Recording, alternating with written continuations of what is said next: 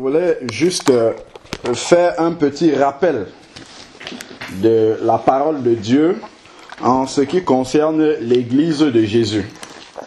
Donc, un tout petit rappel afin que, parce que le frère a dit dans la prière que le Seigneur nous aide à continuer à préparer ce retour, et nous savons qu'il y a beaucoup d'aspects en fait qui font partie de cette préparation-là, et notamment vivre une vie d'église qui soit dans le plan du Seigneur ne peut que nous aider vraiment à être davantage dans cette préparation-là. Donc, si je prends Actes chapitre 2, verset 44, il est écrit, Acte 2, verset 44. Tous ceux qui avaient cru étaient ensemble.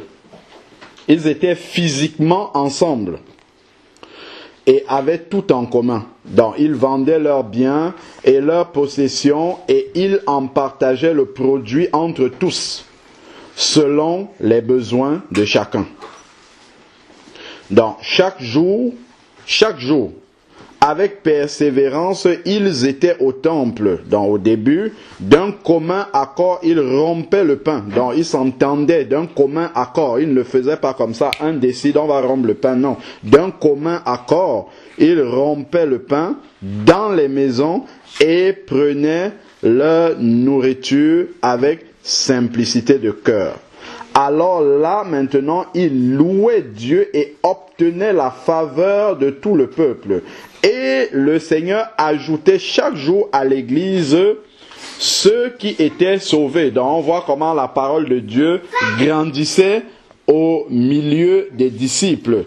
Parce qu'il y avait cette communion fraternelle, cette connaissance. Parce que pour tout vendre, mettre tout en commun, ainsi de suite, il faut justement déjà être né de nouveau, véritablement avoir reçu l'Esprit de Dieu pour savoir que toutes les possessions matérielles, ce n'est plus ça qui est le plus important, mais aussi avoir vraiment la confiance de ceux avec qui nous vivons, avec qui nous sommes.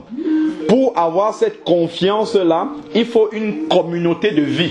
C'est-à-dire qu'il faut vraiment se connaître, même dans la chair. Il faut se connaître, se fréquenter continuellement, régulièrement, fréquemment, pour vraiment arriver à ce stade-là. On ne peut pas claquer les doigts comme ça et immédiatement mettre tout en commun, ainsi de suite. Ça ne va pas se faire comme ça.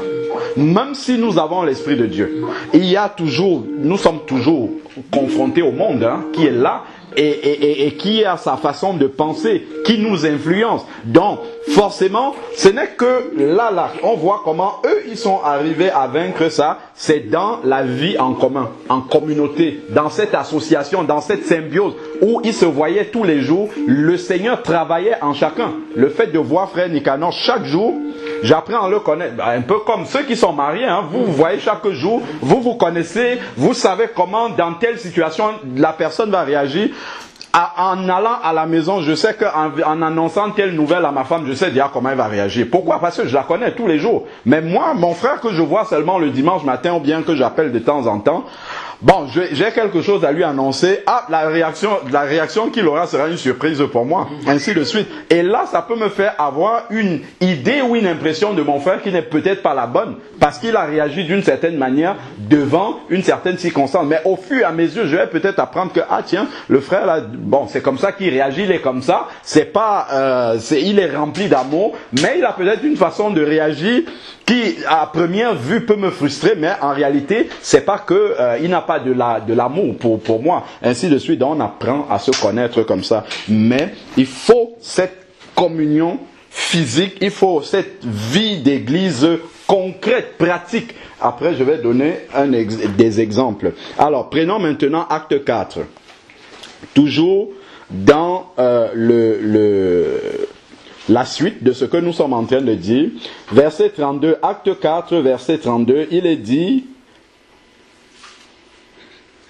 la multitude, acte 4, verset 32, la multitude de ceux qui avaient cru n'était qu'un cœur et une âme. Pour devenir un cœur et une âme, ce n'est pas en claquant des doigts. Hein. Déjà dans un couple, pour devenir un cœur et une âme, vous êtes ensemble tous les jours. C'est pas évident. Ben, si vous voyez de temps en temps, là, ça sera encore moins évident. Ça sera vraiment moins évident. Parce que quand on dit un cœur, une âme, c'est vraiment... Il y a un micro qui est ouvert. Bernadette, est-ce que tu peux couper ton micro, s'il te plaît? Voilà, merci. Donc, ils étaient un cœur, une âme. Ensuite, nul ne disait que ses biens lui appartenaient en propre. Donc, mais tout était commun entre eux.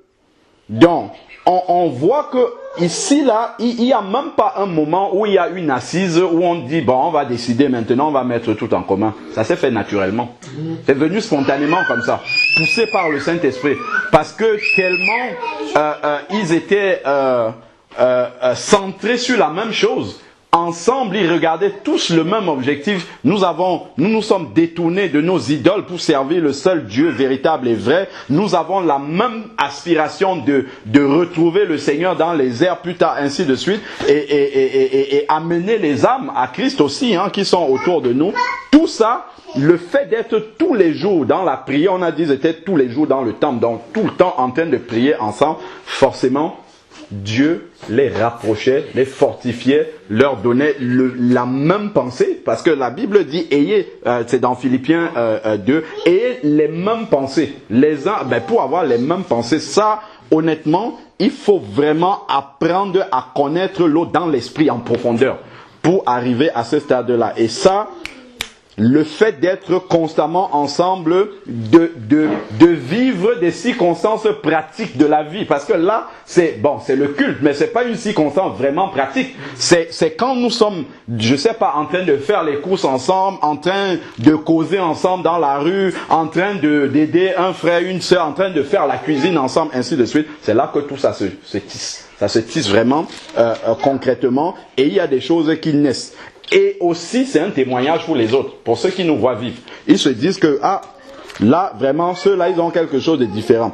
Verset 33, avec une grande puissance, les apôtres rendaient témoignage de la résurrection de Jésus-Christ, et une grande grâce reposait sur eux tous. Donc, dans cette unité, la grâce de Dieu, une grande grâce, c'est précisé, reposait sur eux tous. Car il n'y avait parmi eux aucun indigent. Donc, il n'y avait pas un mendiant, celui qui avait besoin de quelque chose au milieu d'eux. Pourquoi? Parce que tous ceux qui possédaient des champs ou des maisons les vendaient, apportaient le prix. On ne leur a pas demandé d'aller vendre. On ne leur a pas demandé d'apporter le prix. 2. Tout est fait spontanément, poussé par le Saint-Esprit. Tous ceux qui possédaient des champs ou des maisons les vendaient, apportaient le prix de ce qu'ils avaient vendu et les déposaient aux pieds des apôtres. C'était volontairement, et l'on distribuait à chacun selon ses besoins. Donc on répartissait cela selon les besoins des uns et des autres. Et comme ça, ceux qui sont à l'extérieur, quand ils voyaient les chrétiens vivre, ils ne pouvaient pas dire, celui-là a une grosse voiture, l'autre est pauvre. Donc tout ça, ça se mettait en place de façon naturelle. Pourquoi? Parce que si je vois tonton Nicanor tous les jours, je le vois avec la même paire de chaussures tous les jours, tout de suite je suis alerté qu'il a besoin de chaussures. J'ai pas besoin qu'il me dise. Et là, je peux réagir spontanément. Et ainsi de suite. Donc, c'est vraiment dans cette unité-là que l'Église telle que le Seigneur l'a pensée doit vivre. Donc, il faut toujours qu'on n'oublie pas que nous sommes sur le chemin. Nous sommes en devenir de cette Église-là. Donc, il ne faudrait pas que on se repose sur le fait que nous sommes déjà unis comme ça pour dire que nous sommes l'Église telle que Jésus le veut. Pas du tout. Il faut comprendre que nous sommes réunis ensemble parce que le Seigneur nous a accordé la grâce de comprendre l'Église telle que la Bible l'explique. Nous nous fortifions ensemble pour être ces pionniers-là qui commençons à vivre l'Église telle que Dieu le veut. Et ça veut dire quoi? Ça veut dire que nous devons vivre l'Église. Ils étaient tous les jours ensemble. Nous devons avoir dans nos cœurs et prier l'aspiration que le Seigneur nous accorde la grâce de vivre l'Église là où nous sommes. Pour être une lumière là où nous sommes. Nous ne sommes pas appelés tous à venir à Boissy-Saint-Léger pour être la lumière de Boissy. Non. Il y a déjà des bien-aimés qui sont là, qui eux seront la lumière de Boissy. Donc nous devons retourner là où nous habitons, là où nous sommes et être la lumière là-bas. Ça veut dire quoi? Ça veut dire que si nous sommes réunis comme ça, nous nous fortifions, chacun d'entre nous doit aspirer à avoir une communion avec des bien-aimés là où il habite. Amen. C'est là que le Seigneur va vraiment se glorifier. Là, nous sommes, bon, on sait que nous sommes dans cette transition-là, mais il ne faut pas, se satisfaire de cela, parce que c'est pas ça que Dieu veut. Nous sommes encore dans l'insuffisance. Dieu nous a accordé la grâce de nous éclairer sur sa parole par rapport à l'Église, mais ça reste théorique pour nous. Ça il ne faut pas l'oublier. Ça reste quelque chose de très théorique. On le connaît théoriquement. On sait comment il vivait, ainsi de suite. Mais dans la pratique, on peut essayer. Il y a Skype, il y a les réunions, les veillées de prière, tout ça. Mais tout ça, ça ressemble encore aux dénominations. Ça, il faut bien le savoir. Ça ressemble. Bon, là, par exemple, on disait c'est l'été, il faut qu'on se retrouve ensemble pour faire une activité, passer un après-midi dans un parc, ainsi de... Ça, c'est ce qu'on organise dans les dénominations. Pourquoi? Parce qu'ils ne se voient pas tous les jours. Donc, il faut trouver un moment où se voir tous les jours. Moi, je vais vous donner des exemples concrets, pratiques que moi je vis avec des personnes avec qui on était dans l'assemblée avant. Bon, d'ailleurs, il y a un qui est là, David. On s'est vu hier. Bon, à l'assemblée, il y a une sœur, par exemple, qui est pas loin de la maison, avec qui, bon, le Seigneur nous a rapprochés depuis quand nous étions à l'assemblée. Lorsque on a besoin de faire garder les enfants, on les amène là-bas.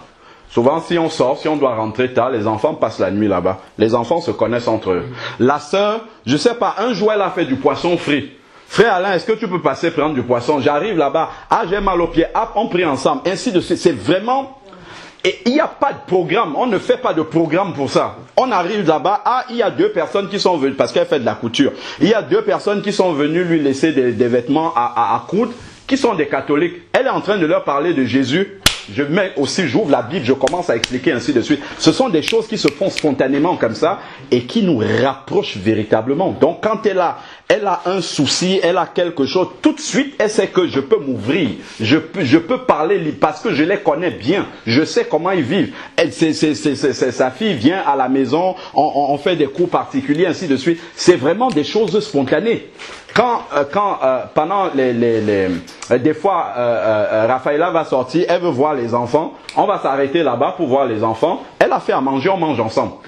Tout de suite, on peut prendre la scène s'il y a besoin. Donc, c'est vraiment des choses qui se font spontanément comme ça, sans qu'on ait besoin de programmer, on va faire ceci, ainsi de suite. Et le Seigneur, quand ça se passe comme c'est ça qui est la véritable Église. Il y avait une sœur, quand on était à l'assemblée, toujours pas loin de la maison, qui était enceinte. Je lui dis, sœur, le jour où son mari n'a pas de voiture, le jour où le travail commence, peu importe l'heure, appelle-moi.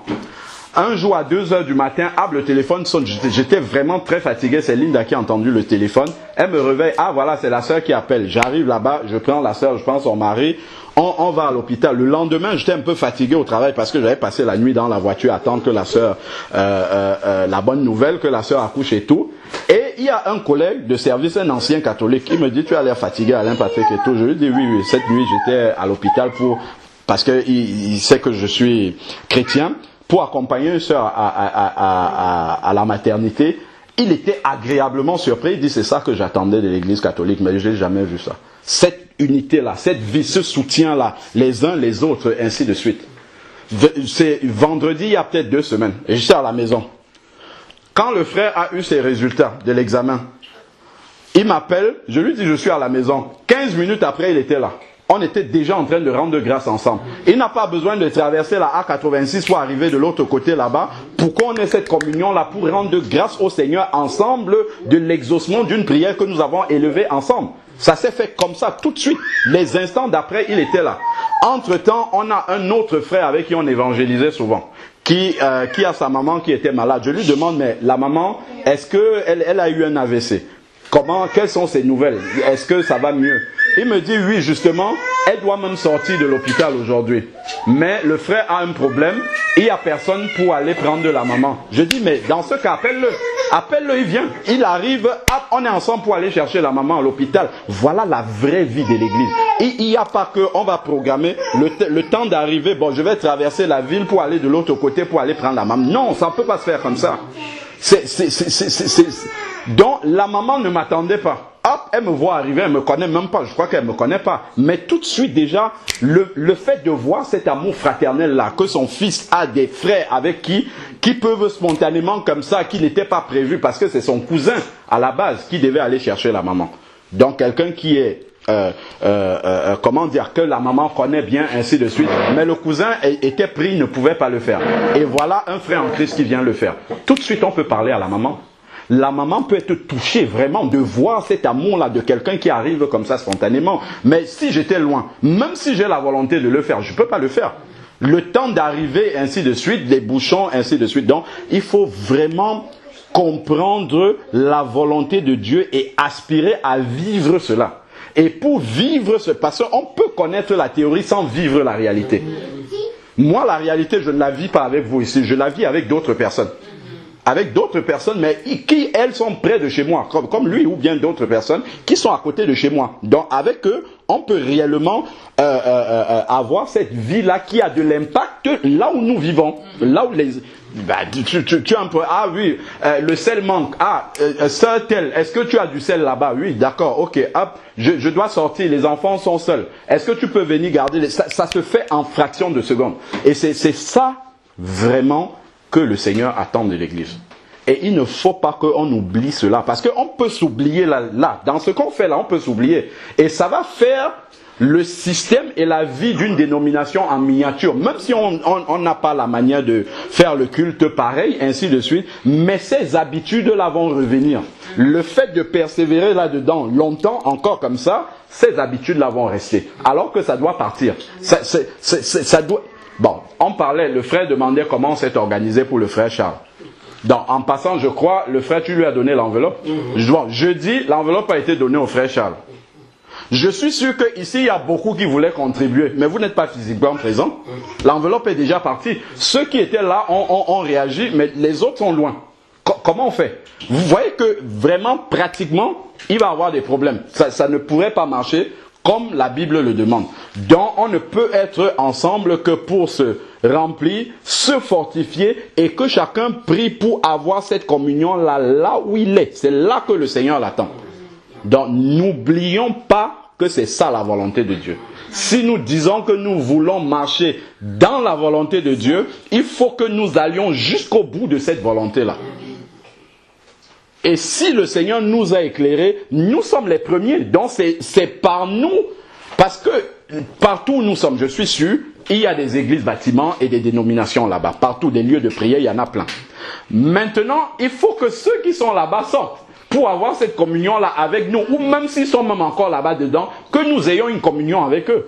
Jusqu'à ce que, à force de nous voir notre façon d'être, ainsi de suite, ils vont commencer à s'intéresser. Mais comment toi, ta foi, comment est-ce que tu la vis, ainsi de suite, ils vont commencer à poser des questions et ils vont voir la manière différente de procéder. Et nous avons la parole pour leur dire, nous faisons comme c'est écrit dans la parole. Et eux, ils pourront être touchés. Amen. Ils pourront être touchés à l'exemple directement. On n'aura même pas besoin de leur dire « Ah, vous savez que comme vous allez dans les bâtiments, c'est mauvais, hein, ainsi de suite. » Non, c'est-à-dire le seul fait d'être avec eux souvent, de leur raconter dans un partage, dans un témoignage normal, naturel comme ça. « Ah, hier, nous, on était en prière. Ah, il y a une sœur qui est venue pour le baptême. Voilà comment ça s'est passé, ainsi de suite. La sœur a cru quand? Ah, avant-hier. » Elle n'a pas fait des cours de baptême. Non, nous on ne fait pas des cours de baptême. C'est normal, non? Dans la Bible, c'est dit. Ça passe comme ça naturellement.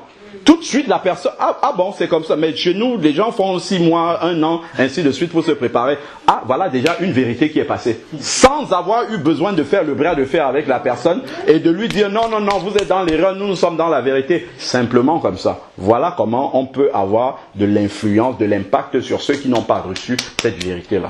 Donc, il faut que ça soit un sujet de prière permanent. Ce n'est pas qu'on n'est pas bien ensemble, on s'aime beaucoup, mais le Seigneur veut aller plus loin. Ça ne veut pas dire qu'on doit se quitter ou bien que... Non, c'est pas ça. On pourra se retrouver souvent, mais que ça ne soit pas ça la vie de l'Église. Vous voyez, quand il y aura à gauche, à droite, ainsi de suite, d'autres personnes qui se seront joints, un jour... On peut dire, bon, ok, au lieu de rester à Champignon, on va tous aller chez Frère Nicanor ou bien chez Olivier et Chimène. Voilà, on va aller prier avec eux. Mais juste comme ça, une fois, en passant. Mais c'est pas notre lieu de prière là-bas où on va traverser toute la ville pour y arriver. Vous voyez un peu. Voilà, donc normalement, on doit pouvoir aller prier à pied. J'ai un problème de voiture la veille. Ça ne doit absolument pas me poser de problème pour aller prier le lendemain. Normalement, je dois pouvoir le faire dans les environs. Vous voyez, quand Pierre est sorti, a été délivré par l'ange de prison, qu'est-ce qui s'est passé? Pierre sort dans la rue, ah tiens, les gens se réunissent là-bas. C'était chez Lydie, je crois, la vendeuse de poupes. Tout de suite, il pense, ah oui, dans cette rue-là, il y a des frères qui prient là-bas. Tout de suite, il va. Il n'a pas commencé à dire, ah, il faut prendre une voiture, il faut traverser, prendre le métro, aller trouver frère Alain qui est de l'autre côté là-bas, ou frère Jean. Non, du tout. Parce que tout de suite, dans ces environs, il y avait un lieu de prière. Et ça doit se multiplier comme ça. C'est-à-dire que les bien-aimés qui sont là, surtout les frères qui sont là, doivent penser à ouvrir leur maison pour que des gens viennent prier là-bas. Et comme ça, même si tu es seul avec ta femme ou bien avec tes enfants, au début ça commence comme ça, et puis au fur et à mesure, les gens, Dieu va envoyer des personnes, ou bien de temps en temps les frères viennent aujourd'hui ici, là-bas, et ainsi de suite, et faire le travail d'évangélisation dans sa ville. C'est ça que le Seigneur attend. Donc il ne faudrait pas qu'on oublie ces aspects-là et qu'on s'endorme dans ce système-ci. Il ne faut pas qu'on s'endorme là-dedans. Ça, c'est très très important d'avoir cela. Souvent, j'encourage les frères à prendre les devants, donner des messages, nous sommes ensemble. Parce qu'un jour, vous pouvez être bloqué, ou vous êtes seul chez vous, les gens viennent et on s'attend. Tout le monde compte sur vous pour apporter le message. Si tu ne l'as jamais fait, comment tu vas faire? Tu vas commencer à trembler alors qu'il n'y a pas à trembler. Tu as le Saint-Esprit comme celui qui a l'habitude de le faire. Il n'y a absolument aucune différence. Et je nous donne un cas pratique. Un cas pratique que nous connaissons. Il y a la sœur qui devait venir d'Arabie Saoudite pour le baptême. Finalement, il s'est fait que le Seigneur n'a pas permis que le visa puisse être délivré. La maman de la sœur est gravement malade, elle est partie au pays. Et maintenant, notre frère Georges, qui est ici avec nous, lui se trouve en vacances au pays avec son épouse, Solange. Et la sœur dit, je vais le rencontrer là-bas pour qu'il me baptise. Si le frère n'était pas prêt à le faire, ah ouais, frère Alain, lui, il est en France. Je suis seul avec la sœur ici, je peux la baptiser. Comment je fais? Je commence à trembler. Non, c'est pour ça qu'il faut être prêt, il faut commencer. Tant qu'il y a cette liberté-là, de pouvoir apporter des messages, de pouvoir, si c'est la prière, prendre les devants, diriger ainsi, il faut le faire spontanément. C'est une formation. Quand le Seigneur nous met comme ça ensemble, c'est pour que chacun puisse exprimer ses dons-là, et après le Seigneur va nous permettre de les utiliser là où nous sommes, avec des personnes que Dieu va sortir de partout où ils sont dans les lieux de prière, pour venir maintenant recevoir le dépôt que nous avons reçu entre-temps. Mais si on n'a pas pris l'habitude d'exercer cela, de faire sortir ces dons-là, de les manifester, alors là, on sera comme quelqu'un qui débute, alors qu'on a eu tout ce cheminement-là. Tout ce que le Seigneur permet qu'ils viennent aujourd'hui. J'ai aussi été dans des lieux où j'ai vu des serviteurs de Dieu, j'ai vu des choses. J'ai commencé même à le faire. J'avais cette volonté-là de commencer à le faire. Et le jour où tout le monde vient chez moi, on compte sur moi, ça se manifeste. Ça sort naturellement parce que je n'ai pas eu peur que, peut-être un jour je serai tout seul, eux ils ne seront plus là, je ne pourrai plus poser la question, dans tel cas de figure on fait comment, ainsi de suite. Le premier frère, le frère de Linda, quand il m'a demandé, est-ce que tu peux me baptiser? J'avais peur, je dis, mais comment il peut me demander ça? Mais j'ai dû le faire. C'était le premier, après le deuxième, après le troisième, après c'est devenu normal. Donc maintenant, tout ça, il faut aussi que, justement, que les bien-aimés enregistrent bien. Être toujours ça présent à l'esprit que nous sommes en train de recevoir quelque chose pour aller apporter à d'autres, parce que d'autres ont besoin de ça là où nous sommes. Le Seigneur va nous utiliser là où nous sommes et nous permettre de répandre cette lumière là autour de nous, ça c'est très important. Amen. Donc c'était juste ce rappel rapide là que je voulais apporter sur la vie de l'Église. Il faut qu'on revienne, qu'on prie souvent, assez souvent, pas seulement en assemblée, mais personnellement, qu'on ait cette volonté-là. Les gens disent, ah oui, on prêche bien la vérité là-bas, mais la vérité, tout le monde ne peut prêcher la vérité. Il faut lire juste. Si je dis, Seigneur, moi je veux aussi prêcher la vérité là où je suis, ben, le Seigneur va nous révéler cette vérité-là, on va la prêcher là-bas. Il n'y a pas une seule personne qui a reçu toute la vérité et qui non. Tous ces dons-là que nous avons en nous, commençons à les exprimer là où c'est possible, là maintenant, et afin que le Seigneur puisse nous permettre de les mettre aussi à la disposition de ceux qui en ont besoin, là où le Seigneur nous a mis.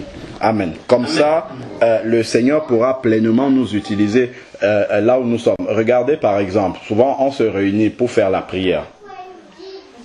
Le mercredi, ainsi de suite, l'intercession, tout ça, on prie pour les familles. Cette année, le Seigneur a permis qu'il y ait différentes personnes. Il y a eu la sœur Odile qui est partie au Sénégal, il y a eu Vera qui est partie au Cap-Vert, il y a eu d'autres qui sont partis au Cameroun, ainsi de suite. Il y a la sœur Acha qui est partie en île Maurice. Mais ça, c'est comme si c'était des missionnaires qui sont partout là-bas pour répandre l'évangile. Mais quand ils sont là-bas maintenant, ils sont toutes seules devant leur famille. Voilà Olivier et Chimène, vous êtes toutes seules maintenant. Si quelqu'un reçoit le Seigneur là-bas, bon, pas pour les sœurs, peut-être pour les frères, quelqu'un reçoit le Seigneur, ben, il faut baptiser la personne. Vous n'avez pas dit, oh, bon, frère Alain Patrick, mais lui il est en France, comment tu fais à ce moment-là? Il faut que tu puisses te débrouiller, il faut que tu puisses... Mais si tu n'as pas encore vraiment eu déjà la foi que Dieu peut déposer la même, à déposer, n'est même pas peu, c'est à déposer la même chose en chacun de ses enfants. Il a déposé la même chose, c'est-à-dire que si je suis dans une circonstance, Philippe, acte 8, quand Philippe était avec l'eunuque, Philippe était un diacre, il y avait les apôtres au-dessus. Il aurait pu dire, ah, bon tiens, je vais te ramener à Jérusalem, là-bas tu vas trouver Pierre et Jean, ils vont te tremper dans les eaux. L'eunuque est en train de rentrer en Éthiopie, lui, il ne va pas retourner à Jérusalem avant de continuer son chemin. Donc il faut vraiment qu'on soit prêt comme ça et que ça soit déjà bien enregistré, que vraiment, si un jour la persécution démarre, parce que si on ne veut pas le faire, le Seigneur peut provoquer des choses pour qu'on soit obligé. Si la persécution commence, nous serons obligés de rester chez nous. Et des gens vont peut-être dire, ah, toi tu es chrétien, ah non, cherche où prier. Ils viennent te trouver, maintenant tu fais comment? C'est ça, donc il faut vraiment pouvoir aspirer à marcher pleinement dans ce que Dieu a prévu pour son Église. Et ça, vraiment, ça va permettre que la gloire de Dieu puisse se répandre de plus en plus. Comme on a lu là dans les versets que vraiment la grâce de Dieu était grande au milieu justement de son peuple. Amen. Amen. Que Dieu soit béni. Amen.